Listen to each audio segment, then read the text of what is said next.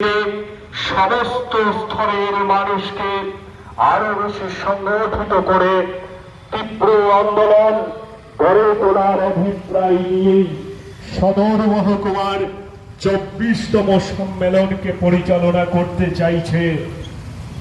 এই সম্মেলনের বার্তা ছড়িয়ে দিতে আপনাদের সামনে নিয়ে একটি সুবিশাল বার্তা লিখে এগিয়ে চলছে আগামী 29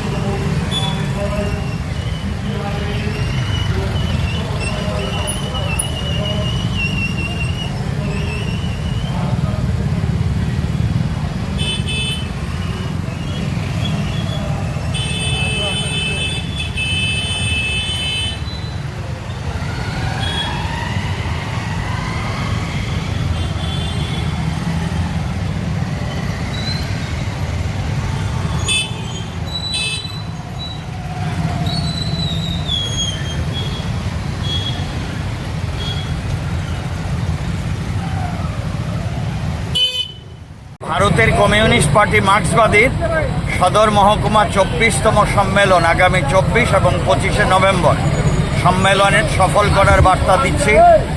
রাজ্যের শান্তি সম্প্রীতি ঐক্য সংহতি রক্ষা করতেই হবে, যে কোনোভাবে রাজ্যের আইনের শাসন প্রতিষ্ঠা করতে হবে।